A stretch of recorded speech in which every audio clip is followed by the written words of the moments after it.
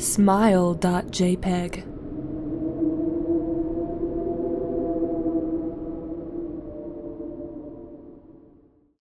I first met in person with Mary E. in the summer of 2007. I had arranged with her husband of 15 years, Terrence, to see her for an interview. Mary had initially agreed, since I was not a newsman, but rather an amateur writer gathering information for a few early college assignments and, if all went according to plan, some pieces of fiction. We scheduled the interview for a particular weekend when I was in Chicago on unrelated business, but at the last moment, Mary changed her mind and locked herself in the couple's bedroom, refusing to meet with me. For half an hour, I sat with Terrence as we camped outside the bedroom door, listening and taking notes while he attempted fruitlessly to calm his wife.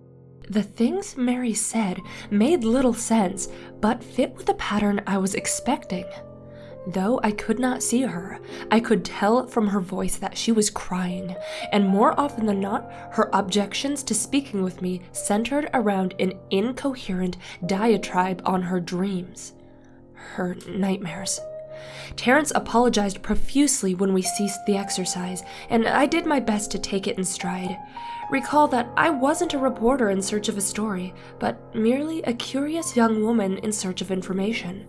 Besides, I thought at the time I could perhaps find another similar case if I put my mind and resources to it. Mary E. was the sysop for a small Chicago-based bulletin board system in 1992 when she first encountered Smile.jpg, and her life changed forever. She and Terrence had been married for only 5 months. Mary was one of an estimated 400 people who saw the image when it was posted as a hyperlink on the BBS, though she is the only one who has spoken openly about the experience. The rest have remained anonymous, or are perhaps dead. In 2005, I was only in the 10th grade, and Smile.jpg was first brought to my attention by my burgeoning interest in web-based phenomenon. Mary was the most often cited victim of what is sometimes referred to as Smile Dog, the being that Smile.jpg is reputed to display. What caught my interest, other than the obvious macabre elements of the cyber legend and my proclivity towards such things, was the sheer lack of information, usually to the point that people don't even believe it exists other than as a rumor or hoax. It is unique because, though the entire phenomenon centers on a picture file, that file is nowhere to be found on the internet. Certainly, many photo-manipulated simulacra litter the web, showing up with the most frequency on sites such as the image board 4chan, particularly the Focused Paranormal subboard. It is suspected these are fakes because they do not have the effect the true Smile.jpg is believed to have, namely, sudden onset of temporal lobe epilepsy and acute anxiety. This purported reaction in the viewer is one of the reasons the phantom-like Smile.jpg is regarded with such disdain, since it is patently absurd, though depending on whom you ask, the reluctance to acknowledge Smile.jpg's existence might be just as much out of fear as it is out of disbelief. Neither Smile.jpg nor SmileDog is mentioned anywhere on Wikipedia, though the website features articles on such other, perhaps more scandalous shock sites, such as Hello.jpg or Two Girls One Cup. Any attempt to create a page pertaining to Smile.jpg is summarily deleted by any of the encyclopedia's many admins. Encounters with Smile.jpg are the stuff of internet legend. Mary E.'s story is not unique. There are unverified rumors of Smile.jpg showing up in the early days of Usenet, and even one persistent tale that in 2002, a hacker flooded the forums of humor and satire website Something Awful with a deluge of Smile Dog pictures, rendering almost half the forum's users at the time epileptic. It is also said that in the mid to late 90s that Smile.jpg circulated on Usenet and as an attachment of a chain email with a subject line, "Smile, God loves you." Yet despite the huge exposure these stunts would generate, there are very few people who admit to having experienced any of them, and no trace of the file or any links have ever been discovered. Those who claim to have seen Smile.jpg often weakly joke that they were far too busy to save a copy of the picture to their hard drive. However, all alleged victims offer the same description of the photo. A dog-like creature, usually described as appearing similar to a Siberian husky, illuminated by the flash of a camera, sits in a dim room, the only background detail that is visible being a human hand extending from the darkness near the left side of the frame. The hand is empty, but is usually described as beckoning. Of course, most attention is given to the dog, or dog creature, as some victims are more certain than others about what they claim to have seen. The muzzle of the beast is reputedly split into a wide grin, revealing 2 rows of very white, very straight, very sharp, and very human-looking teeth. That is, of course, not a description given immediately after viewing the picture, but rather a recollection of the victims, who claim to have seen the picture endlessly repeated in their mind's eye during the time they are, in reality, having epileptic fits. These fits are reported to continue indeterminably, often while the victims sleep, resulting in very vivid and disturbing nightmares. These may be treated with medication, though in some cases it's more effective than others. Mary E., I assumed, was not on effective medication. That was why after my visit to her apartment in 2007, I sent out feelers to several folklore and urban legend-oriented news groups, websites, and mailing lists, hoping to find the name of a supposed victim of Smile.jpg who felt more interested in talking about his experiences. For a time, nothing happened, and at length, I forgot completely about my pursuits, since by then I had begun my freshman year of college and was quite busy. Mary contacted me via email, however, near the beginning of March 2008. I'll share that with you now. Dear Miss L, I am incredibly sorry about my behavior last summer when you came to interview me. I hope you understand that it was no fault of yours, but rather my own problems that led me to act out as I did. I realize that I could have handled the situation more decorously. However, I do hope you will forgive me. At the time, I was afraid.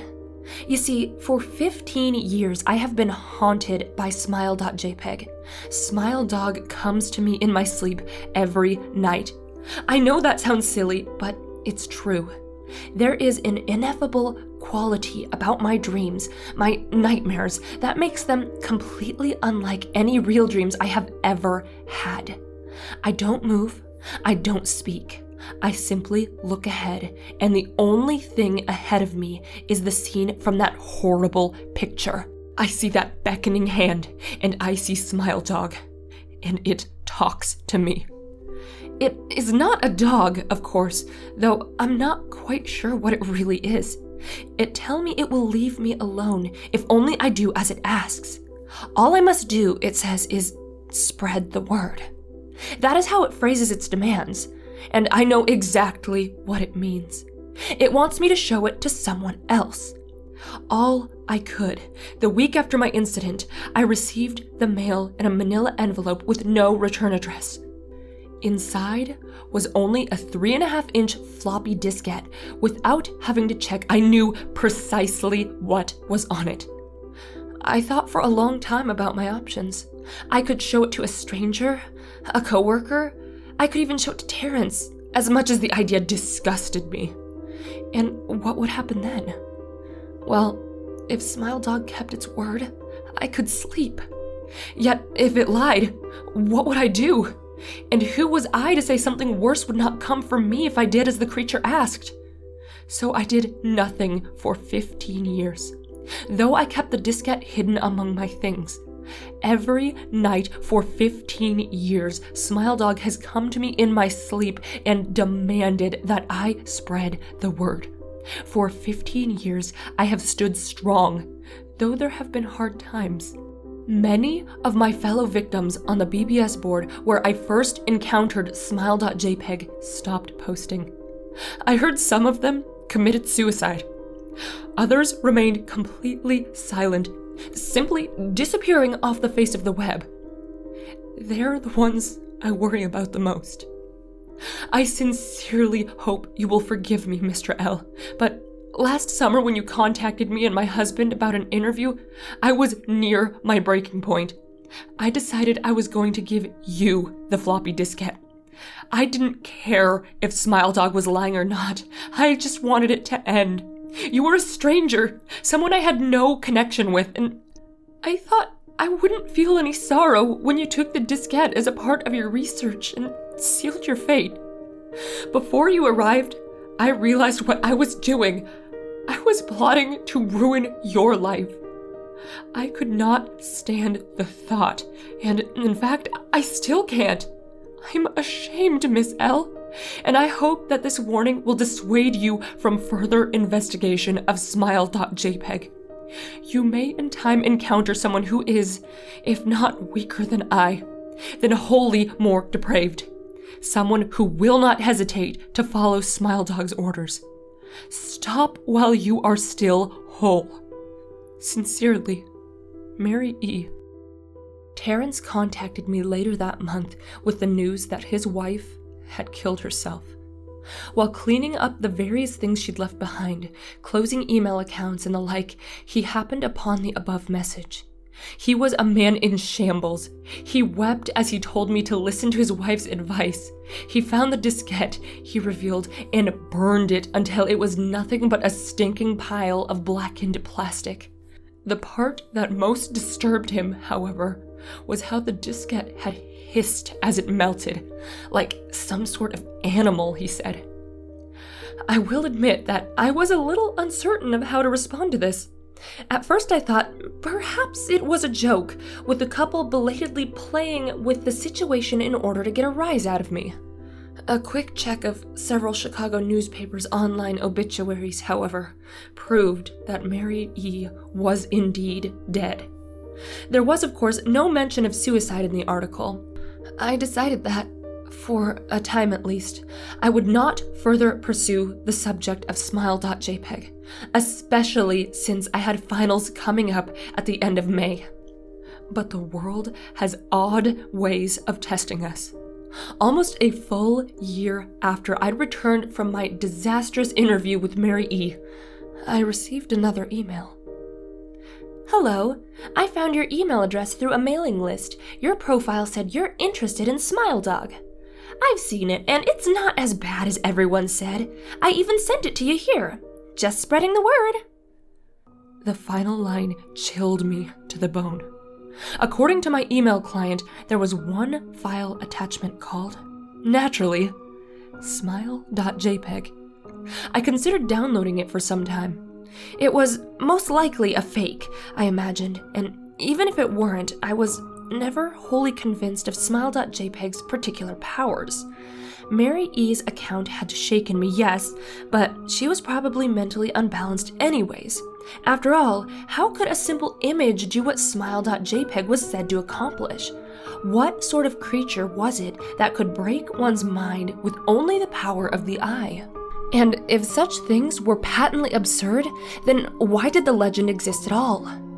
If I downloaded the image, if I looked at it, and if Mary turned out to be correct, if Smile Dog came to me in my dreams demanding that I spread the word, what would I do? Would I live my life as Mary had, fighting against the urge to give in until I died? Or would I simply spread the word, eager to be put to rest? And if I chose the latter route, how could I do it? Whom would I burden in turn? If I went through with my earlier intention to write a short article about Smile.jpg, I decided, I could always attach it as evidence. And anyone who read the article, anyone who took interest would be affected. And even assuming the Smile.jpg attached to the email was genuine, would I be capricious enough to save myself in that manner? Could I spread the word? Yes. Yes, I could.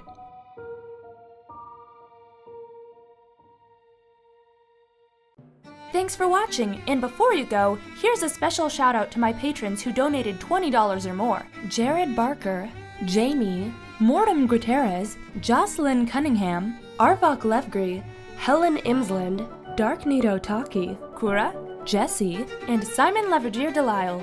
Thanks so much, you guys. If you're interested in becoming a patron and helping me to keep YouTube creepy, please feel free to check out the link in the card.